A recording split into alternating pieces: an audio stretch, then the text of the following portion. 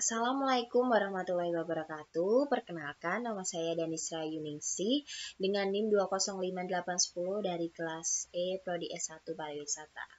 Kali ini saya akan mempresentasikan 2 PPT untuk memenuhi tugas dari Pak Amin.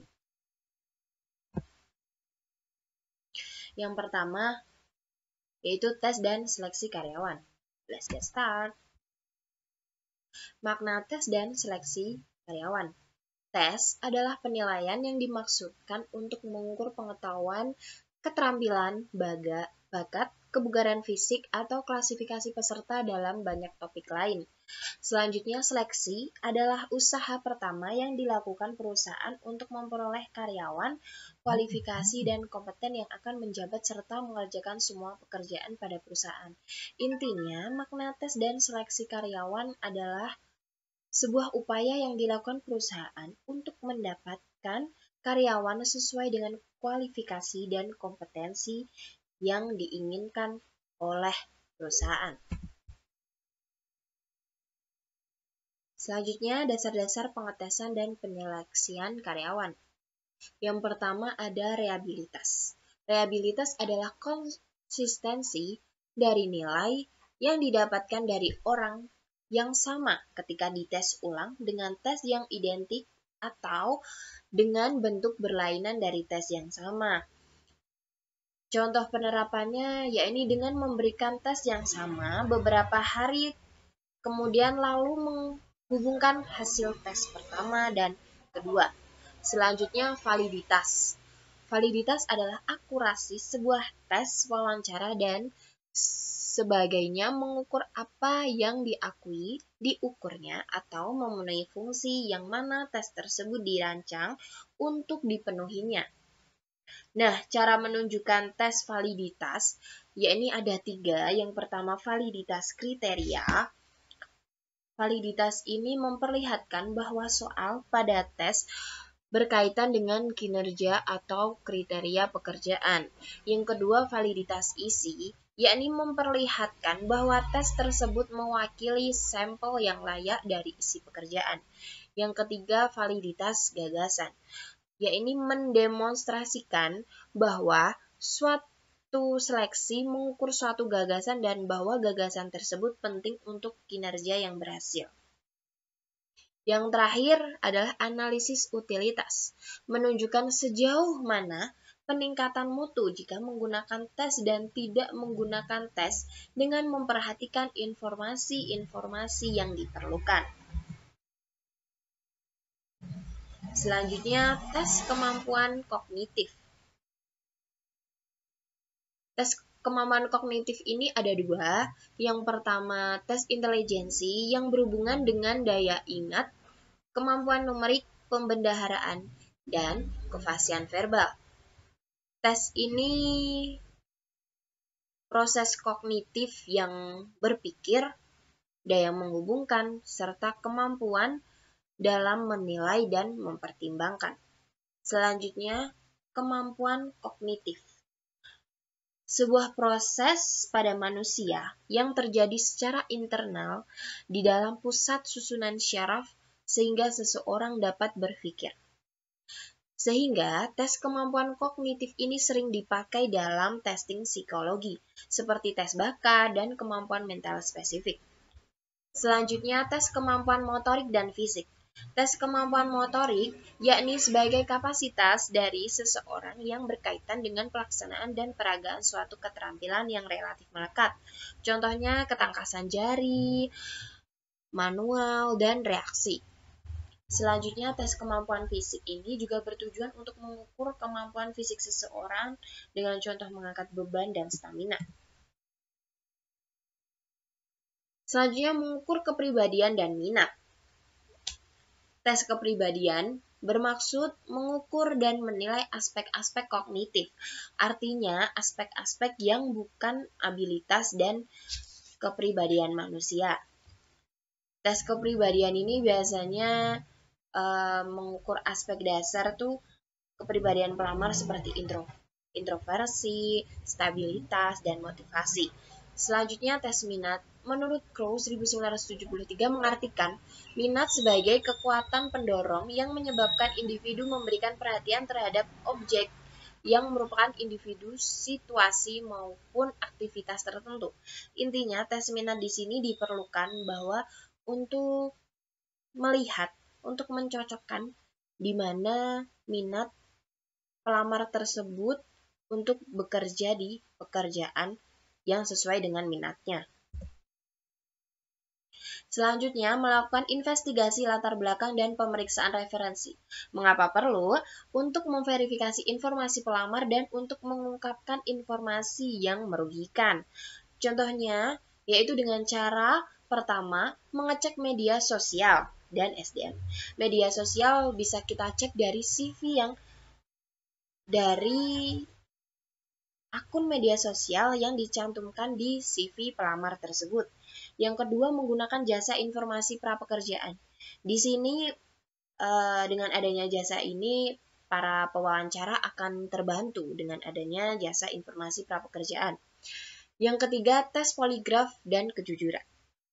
Selanjutnya, grafologi dengan melihat tulisan atau tanda tangan pelamar tersebut. Yang kelima, yaitu ujian fisik. Mengapa mengetes dan menyeleksi karyawan itu penting? Yang pertama, untuk menemukan karyawan yang memiliki keterampilan yang tepat, maka akan memiliki kinerja yang baik sehingga akan memberikan keuntungan bagi perusahaan. Yang kedua, merekrut karyawan yang tepat, maka akan menghemat biaya dan waktu. Selanjutnya, untuk menghindari tuntutan hukum jika terjadi kesalahan dalam perekrutan. Oke, lanjut ke PPT yang kedua, yakni dengan tes wawancara. Pada PPT kali ini, saya akan menjelaskan jenis-jenis dasar wawancara, rancangan wawancara terstruktur, mengembangkan, dan memberikan penawaran pekerjaan, dan cara wawancara yang efektif. Kita mulai dari jenis-jenis dasar wawancara. Pertama, wawancara tidak struktur. Wawancara yang tidak berpedoman pada daftar pertanyaan. Biasanya langsung dituju pada poin-poin tertentu secara random. Selanjutnya ada wawancara terstruktur, tentunya ini kebalikannya, wawancara yang menggunakan instrumen pedoman wawancara tertulis yang berisi pertanyaan yang akan diajukan kepada pelamar. Sehingga pelamar bisa menjawab dengan runtut. Selanjutnya yaitu wawancara situasional, yaitu rangkaian pertanyaan terkait pekerjaan yang berfokus pada bagaimana pelamar bereaksi pada situasi tersebut. Jenis-jenis dasar wawancara selanjutnya, yaitu ada wawancara keperilakuan. Pewawancara ingin melihat bagaimana pelamar menghadapi masalah dan seperti apa sih solusinya untuk memprediksi kinerjanya di masa yang akan datang. Selanjutnya, wawancara terkait pekerjaan. Pewawancara akan mengajukan pertanyaan kepada pelamar tentang pengalaman di masa lalu yang relevan. Selanjutnya ada wawancara stres. Cara wawancara yang digunakan perusahaan untuk mengukur respon pelamar terhadap stres. Untuk mengukur stres pelamar. Wawancara beraturan tidak terstruktur. Di sini yang dimaksudkan wawancara bebas. Dan pewawancara tidak menggunakan pedoman wawancara yang disusun secara sistematis dan lengkap untuk datanya. Selanjutnya, wawancara berurutan terstruktur. Tentunya ini adalah kebalikannya ya. Pelamar akan mewawancarai pelamar secara berurutan oleh beberapa orang, masing-masing memeringkat pelamar tersebut pada formulir standar. Selanjutnya adalah wawancara panel. Wawancara kerja di mana pelamar menjawab pertanyaan dari sekelompok tim perekrutan. Jadi ini berkelompok. Yang terakhir adalah wawancara telepon dan wawancara terkomputerisasi. Jadi ini untuk wawancara dari jarak jauh ya, bisa menggunakan seperti Zoom, Meet, bisa dari telepon juga. Selanjutnya, rancangan wawancara situasional terstruktur. Caranya, yang pertama, menganalisis pekerjaan. Yang kedua, memeringkat tugas-tugas utama pekerjaan. Yang ketiga, buatlah pertanyaan wawancara. Yang keempat, buatlah jawaban yang benchmark. Yang kelima, tunjuklah panel wawancara dan lakukan wawancara. Kesalahan yang dapat mengurangi kegunaan wawancara.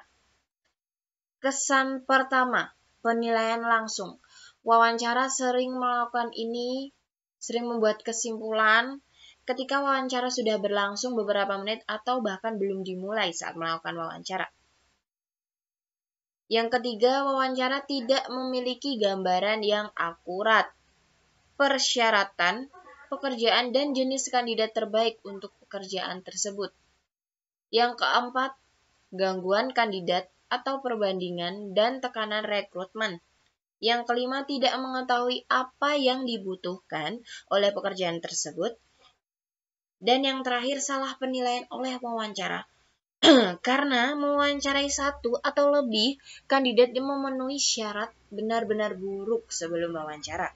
Artinya, urutan dalam menemui pelamar sangat mempengaruhi penilaian bagi mereka.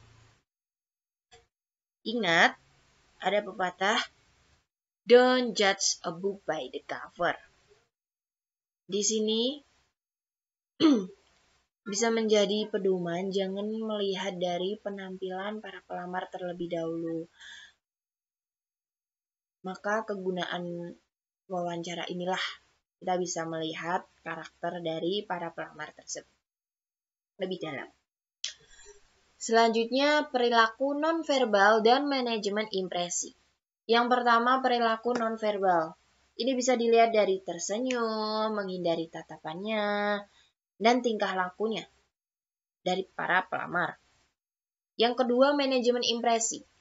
Tindakan calon karyawan sedapat mungkin akan berusaha menarik pewawancara baik dari penampilan, baik dari kemampuan dia saat diwawancara.